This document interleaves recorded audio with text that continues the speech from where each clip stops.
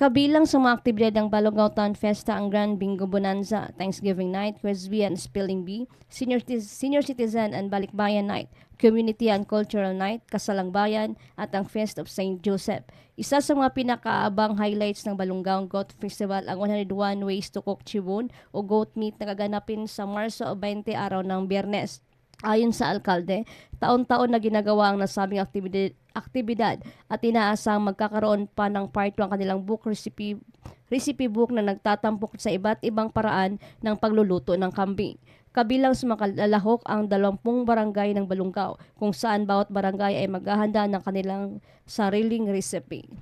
Sunshine News Blast. The highlight for our Goat Festival is actually the 101 ways to cook shabon or goat meat. So, 101 ways to cook kambing. So, yung highlight na yun is every year talaga ginagawa natin yan.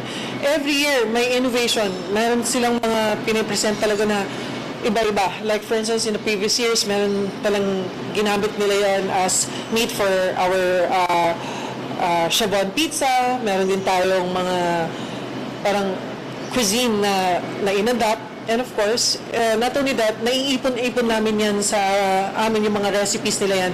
At kinocompile din namin yan kasi mukhang by next 2 years siguro magkakaroon na kami ng part 2 dun sa book natin na 101 Ways to Cook Shabon.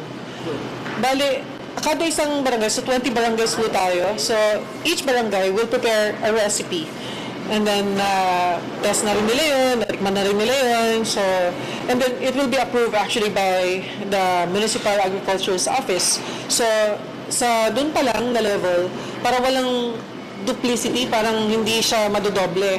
So, hindi lang yung mga traditional ito na, na luto, na kagaya ng kaldereta, hindi yung parang 5 ways to cook kaldereta o iba-ibang lasa, hindi. Actually yan, iba-iba. Talagang iba-ibang cuisine yan.